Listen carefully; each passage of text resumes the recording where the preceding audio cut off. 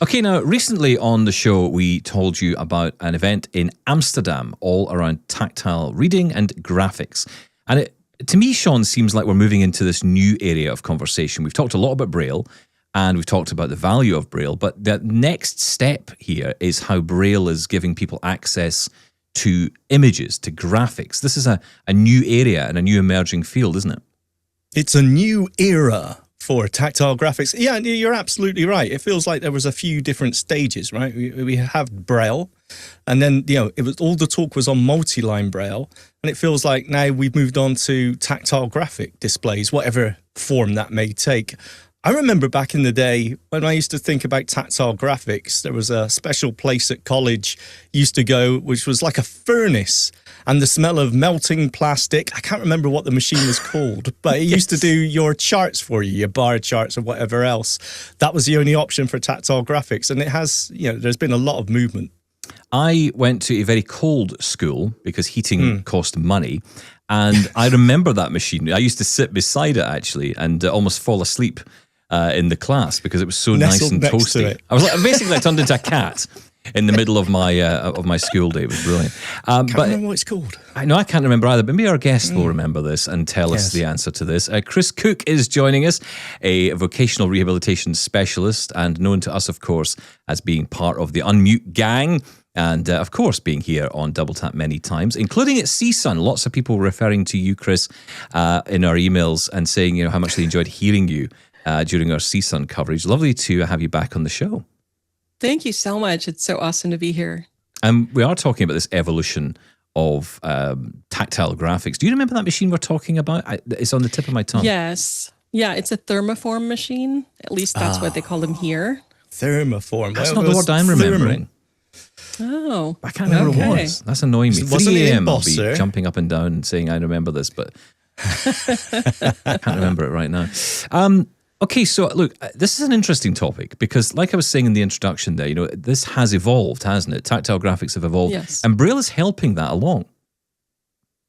It really is. I mean, back in the day when I was in school, which was way too many years ago, people would put together things with clay and string and sticks and, whatever would work, I think.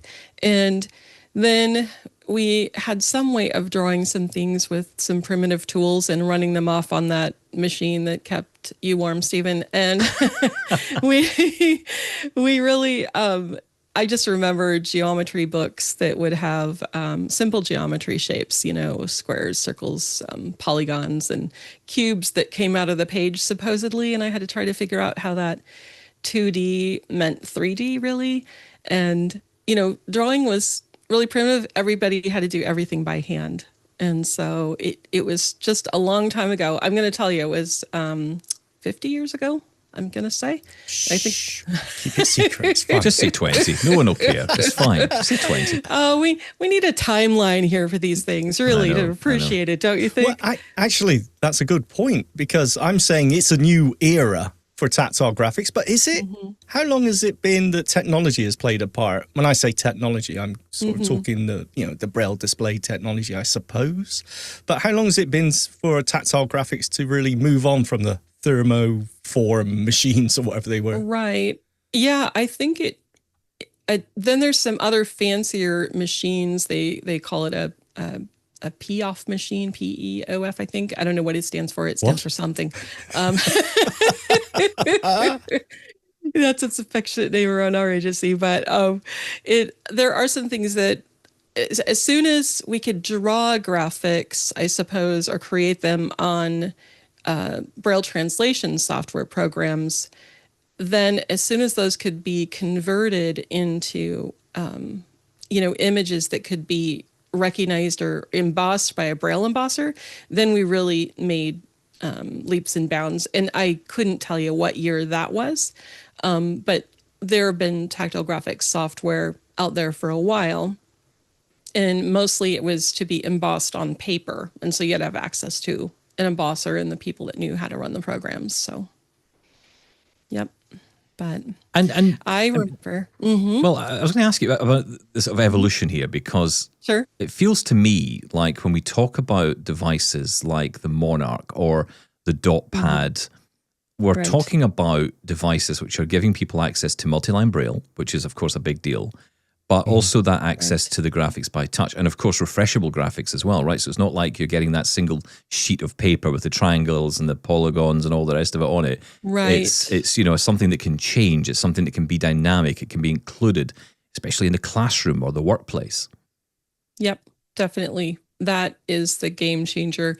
Something refreshable, something that I can create a graphic, say with our favorite friend ChatGPT, and I'll feel it a couple of minutes later, having loaded it in to the Monarch. And so it's just in almost real time, or very close to it, people can have graphics pushed to a dynamic device. And so that's really, really the game changer here, I think. And not only that, it's the layout, right? You can have images and Braille and everything else sort of just mixed in. It's the free form nature of it. It's just something, the freedom that we haven't had before when it comes to these sort of, yeah. Yeah, it's called eBraille, and they're moving toward that new standard of how to combine graphics with text. And Treasure Island is one of the, I think, first books to be produced. It's up on APH's website, but it will give you graphics and text so that you can feel the Treasure Island graphic and then move to the story, which is really cool. How meaningful are those graphics to you? I mean, these particular graphics, for example, with Treasure Island, and we're going to talk about your experience with the Monarch today. But, yes, when you're using a device like this to get images, how representative, how real do these images feel to you? Do you understand, essentially, I'm guessing I'm getting at here, do you understand what you're feeling? Do you understand the image? I would say in the case of the Treasure Island, there's a little key that tells you what different things mean, different parts of the landscape and that sort of thing. And that's really helpful. That graphic didn't mean as much to me right now at present because I haven't really studied it a lot. But I do think that common objects or things with which I'm familiar, or if I'm oriented to a particular graphic or I kind of know what I'm expecting, that's really helpful. It's just the question I was going to ask Stephen, because I remember, I mentioned having bar charts made for me that are accessible, but back then I was low vision. I didn't use Braille, and honestly, just trying to use, tactile nature of it, I really, really struggled to get the information from it. I couldn't really translate what I was feeling to a visual image, and I wondered, if that's something you pick up. Because, as someone who still doesn't use Braille, I write Braille, but I don't read Braille. I'm wondering, would I really struggle with something like this to actually, I can't make out what that is or I can't visualize it. Is it a skill you actually pick up? I think so, because so I have no vision and I've never seen before, but I consider that I might have a bit more experience or sort of acumen with these different tactile graphics just because I know I'd be a visual learner. So part of it is, would you be a visual learner anyway? And I know of studies that say that Braille connects with the reading Braille, connects with the visual cortex. And so that's one thing. But I think also it's somebody introducing you to the very basics of what you are feeling. I think it takes more education or introduction on the front end to really understand, because I know people can learn to read these graphics. It's just no one's ever taught them step by step how to approach a graphic that they're feeling. If you had no vision, you always had no vision. Right. So I wonder how you get to the idea that you'd be a visual learner. Oh, yes. Well, that's a good question. So I've taken a fair number so I have a medical degree background, and I have taken a fair number of visually oriented classes in lab where you're working with fine things under a microscope or you're looking at X-ray images or whatnot. And I'm able to, through probably tactile graphics, through somebody explaining what things look like, I'm able to turn the image around in my mind and think about it. Okay, now we're looking at it from the side, and now we're looking at it from the top, or it's a cross section. And so in order to pass the exams that I did in my program, I had to pepper the lab assistant who was giving me my exam with various questions so that I could determine what we were looking at, because they couldn't tell me. But I had to discern what we were looking at by all the 20 questions that I asked. And so that's why I'm very confident that I would be a visual learner, because I'm able to turn those quote unquote images, or I guess this is wild feel things in my mind, turn them around in my mind so that I can think about them from different perspectives. It's so funny, it's one of those things. What, you managed to work with X-rays? It's like when someone asks us, what, you can use a computer? Yeah, a sighted person. I'm thinking the same thing. There's no such thing as a silly question, as we know, but wow, that blows my mind. Well, I actually didn't, of course, I couldn't read them, but I would have to ask so many questions to determine on the exam, what were we looking at? Were we looking at a fracture or a clean break, or, that's no fun to talk about. But, it's just a matter of what are we looking at here so that I know how to answer the question. And so, yeah. It's interesting to me, this topic, because it's a fairly new topic to me, certainly to think about. And we always try to apply it to our own lives, right? We think, well, okay, how's this going to affect me? And I'm not a medical person. That may not surprise you. I'm not particularly smart in any sensible way. So, I think, okay, how am I going to use any of this? I'm just, I remember the first time I got a dot pad, I was just excited that I knew what the camera icon looked like on the iPhone, because it popped up, and I was like, oh, that's what I suppose it makes sense. It's a camera. But, and then I was immediately going through all the other apps to see what kind of designs they had on the apps.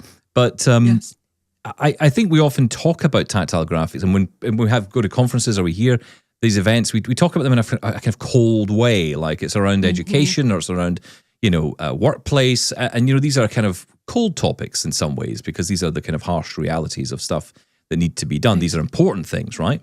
But there's a personal side to this, I think, which is, and I'm seeing a little bit more of this, where people are starting to understand what faces look like, and being able to look at their own pictures through these kind of devices. You can get a sense of someone. It's not going to give you an exact or perfect sense of what someone looks like, but it might give you an idea of what your grandfather or your great-grandmother might have looked like back then. It gives you a sense, doesn't it? And I think that's where this technology can really become personal.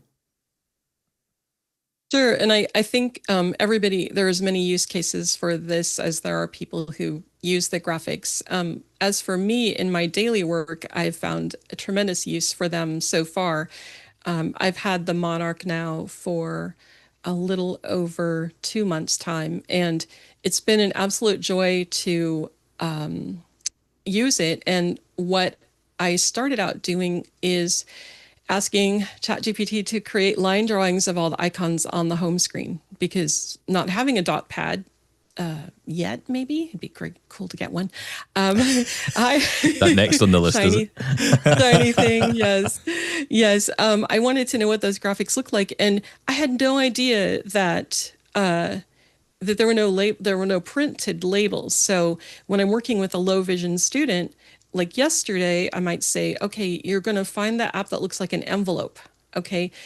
If I know that it looks like an envelope, I believe that's the mail app, then I know how to tell the low vision student what they're looking for. But if I just say, look for the mail app, if they don't know how to use an iPhone, or they have some other challenges, they don't know how to find the app I'm looking for. So knowing what they're all shaped like, knowing that the Books app is like an open book, and that was kind of fun, knowing what these things feel like, look like. And then I asked Chat to describe each icon. And then I always check with Ira to make sure, that Chat's doing his job.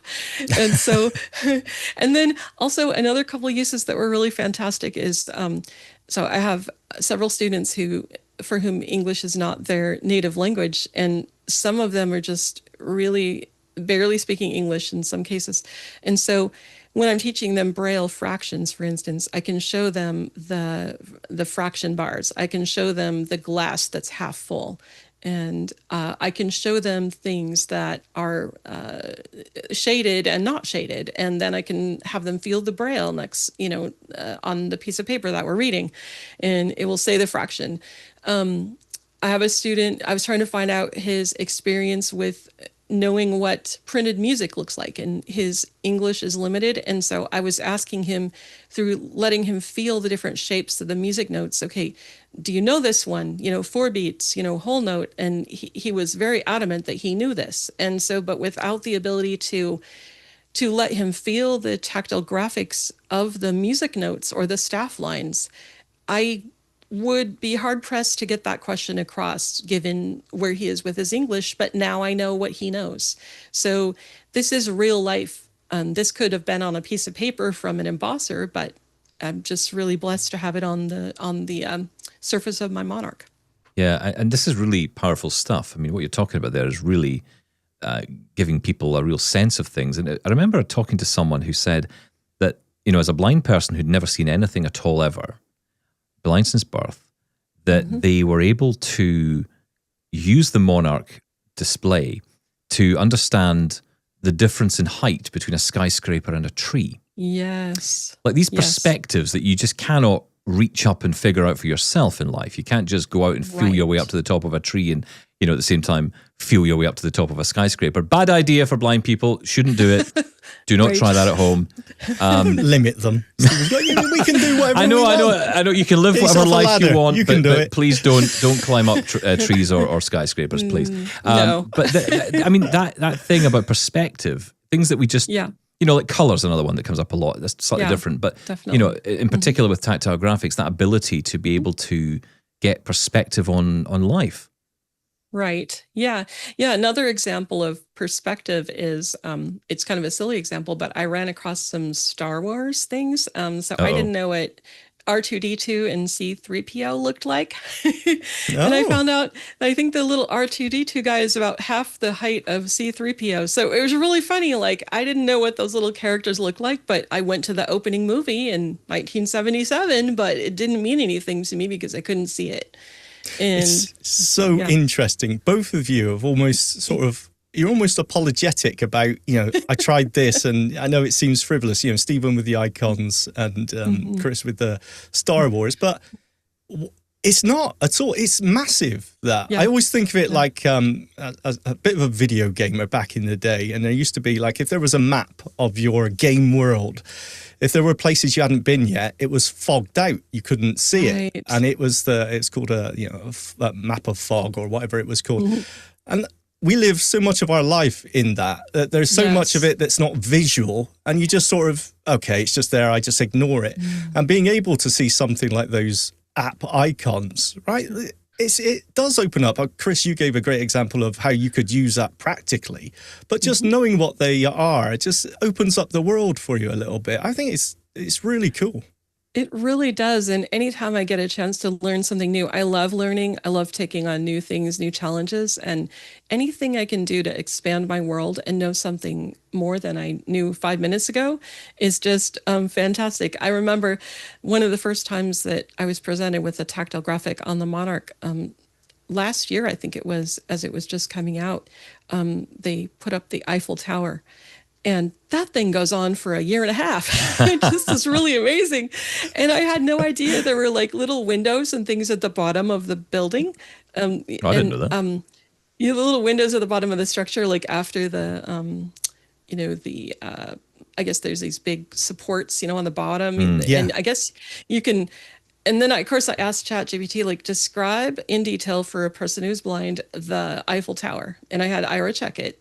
And it described everything. And then I found out about the different observation decks. And then Ira helped me locate those on the Monarch. I had them looking at the Monarch graphic. And one of them wasn't terribly obvious because it was getting thicker and skinnier as you go up to the top. But it was really so cool. So when I did my project, my final project for the training that I'm involved in right now with the Monarch, I finished the technical training. And I wrote the project on how to be introducing someone to tactile graphics. And one of them was exploring the Eiffel Tower. And so I put the description in there, and then I told the person how to find the different levels. And it was really, really fascinating. I just loved it because it, as you say, Sean, it, opens up your world to things you didn't know before. And now I know so much more than I did. Yeah. And I think that's so cool. there's a lot of us out there, and I'm going to include me in this, who when someone says, what is the icon for calendar on the Mac or whatever, I don't know. Mm-hmm. And I kind of say it sometimes to sighted people with that dismissive, how should I know? But it's interesting. What you're saying is, well, I don't know, so I'm going to figure it out. And I love that. I love that intrigue. Definitely. And that's, of course, it's doable because of this amazing device, which we must talk about, the Monarch. We've kind of talked around it, and we almost feel apologetic talking about it, don't we? Because the price of this thing is so huge that it feels like as much as this is wonderful, it's not particularly accessible to a lot of people. It's very limiting, I guess, because of the nature of the device, or the nature of the cost of the device. And hopefully in time, that price will come down. But you know what? Let's just shake that price off for a minute. Let's just try and move past that. You've got it there. You've had it a couple of months. Tell us about it. Tell us about your experience of this thing. Yeah, so I've gotten it through a project called the RISE Project, which is Resources Inclusive Skills for Employment. And there are 84 of us, I think, in this first phase. And I absolutely feel so blessed and honored to have the use of one. It is based on Humanware software, APH and Humanware working together. So it has things like it's a multi-line Braille display. As we said, it's 10 lines and 32 cells, but they're also the ability to, of course, display the graphics along with the Braille. So you could have a Braille label on a graphic, or under a graphic, I should say. And so, but besides that, it has other features like the Braille editor, the Tactile viewer, which displays all those graphics. There's an email program, internet, a word processor, a math program, the file manager, Victor Reader. So it has several different libraries on there. So instead of reading a book one line at a time on of course, usual one-line Braille display, you can read it on a full surface. There's a Braille terminal. Eventually, successfully, it has connected with NVDA, and JAWS support is forthcoming, and they're working on displaying, more than one line at a time. And then it's based on the Android platform, so there are a lot of other applications that are available, and I'm just kind of loading those right now. And it has Android 13, and so I know that it's usually a couple software packages behind. But one thing that it has even a chess game. Now, I'm not a chess player, but it does have a chess game, and there is a great there's a great tutorial on it that you can also start. And then there's an app that can connect to the iPhone called Wing It, and Wing-It. And it is about drawing things on an iPad or an iPhone, and then they immediately show up on the Monarch. So somebody could draw a tactile graphic, a line drawing, something simple for a student in real time, and it would show up on the Monarch, which is really, really, really cool. So that's those are some of the software programs that that it has to offer. So wow, can you watch Netflix on it? You'll a seat at a time. I think so. You can probably get to the website on it, but I'm not sure what more. You're going to have tactile graphics of the movie, right? What's the dimensions of it? How big is this, actually, the hardware itself? Yeah, so it's about the size of a 16-inch laptop. So I believe it's 16 inches from left to right, and it's about 12 inches from top to bottom. It's a couple inches thick, and it weighs a little over 4 pounds, which is fine with me. I take it with me a lot. I just love it, and so it goes a lot of places with me, and it's really fun to trot out, and people love it. And I have to tell you what I enjoyed putting on it recently. I mentioned chess, but I worked out a way to put a Sudoku puzzle on there, and I brailled it into the Braille editor, and then I put out the fact that I did that onto this list that's been formed for multi-line Braille display users. And someone picked it up, and in a matter of minutes, up came this email that said, "Hey, I've developed through a little piece of software. It just took me a few minutes, 250 Sudoku puzzles. And so now I'm happily playing Sudoku, and it's really fun. Yep. Yeah. So, well, I it's suppose great. I suppose you've got to find out what you can do with this, right? There's going to be a lot of exploration Oh, yeah. into the use case and what actually works and what maybe wouldn't work with tactile graphics. Definitely. So for the graphics, I mean, I always ask Chat to draw line drawings for me because they're a lot easier to feel and to take in. For instance, I wanted to develop a logo for a new website that I'm building. So I had it develop the logo, and then I felt the logo just minutes after it was created and thought, oh yeah, I can feel what I was asking for. Now, never mind, it got the Braille dots messed up, and I had somebody give me some feedback. By the way, the Braille is not correct. And so we fixed that. But in real time, it was really cool. Now, someone else may not have interest in that. It maybe they want to read spreadsheets. I'm really interested and excited about reading spreadsheets because they're really kind of a pain. You have to keep in your mind what you're looking for on the spreadsheet, what column you're in, what's the column header. I mean, you get them to read correctly with JAWS, but it'd be so cool to read a spreadsheet, even a simple one on the Monarch where you have those 10 lines and you could have several columns across depending on what you have in your cells. So. Yeah, I mean, I was going to come to that because you're right. There are these other benefits to this. I mean, yes, tactile graphics is part of it, but let's be honest, it is a multi-line Braille display, right? So you've got the multi-line capability, which can do, obviously, reading long passages, reading long documents, but also having access to tables, to spreadsheets. Yes. That's really where this is going to stand out. And it clearly is functioning well. I mean, I know there's not many people using them, but everyone who seems to be talking about it is glowing about it, and you seem to be too. You seem to be very happy with it. Definitely happy with it, and definitely excited about the possibilities of reading those other things. Just to have the simple pleasure, but really amazing of just reading a book, and not having to constantly go down a line, and then, there's a function where you can sort of point and click, where there's a little button on the middle of the Monarch's Braille keyboard where you can hold your finger on the display and you can click twice on it, and it's like a mouse click and it activates things. So it makes me feel like, hey, I'm finally a mouse user without a mouse. Using a touch screen almost. Yeah, it's pretty fun. And just really opening those doors of things that are spatial, even if you say like, okay, what if it's a website and I immediately feel, where the headings are, or maybe I'm, like I say, exploring that graph or the spreadsheet. Things that are previously off limits are now possibilities. So. And what would draw you to the dot pad?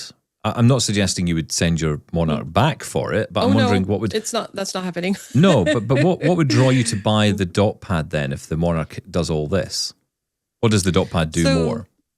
Yeah, so I don't know as much about it. I've seen it briefly, but it was really fun to be able to feel those icons. I didn't have to create them in the first place, which I've needed to do with Chat, just so that I could feel them or find a source for them. They were just there, it's meant to display the graphics, is my understanding. So you don't have to create them. You just open up your iPhone, it's connected with your iPhone, and you get to feel the home screen icons. So would you it say seems that, like things in real time? Yeah. Mm-hmm. So you say it's like on the dot pad, it's kind of image based first, but it can also be multi-line. Whereas in the Monarch, it's more text first. You can then move to graphics if you want. I think the Monarch is both, but you need to create your own graphics. Somebody needs to create them. You're not giving a graphical image of something that hasn't previously been created. So with the iPhone or iPad, I would be immediately having access to those icons without having some other program create them for me in the first place. I'm really glad you came on to talk about this today, because I know it's a difficult topic for us, because we've been toying with whether or not we should talk about this Monarch, because as much as it sounds great, I like to talk about things that are achievable for at least some people.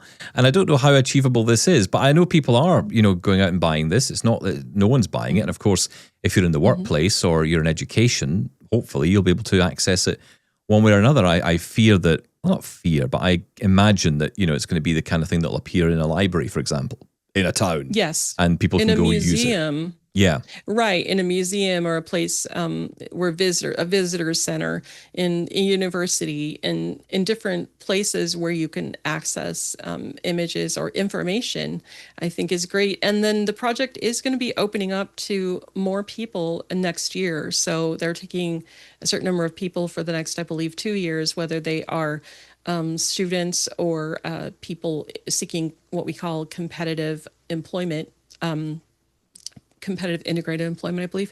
And so, they are being opened up, but I think, too, and I'm glad we discussed the tactile graphics in general, because maybe people won't be afraid to explore them, even if it's just, okay, here's the, the subway station and here's a map of something. Maybe I can understand this now, or starting with, something simpler, but just to, dip your toe in the water of the tactile graphic experience.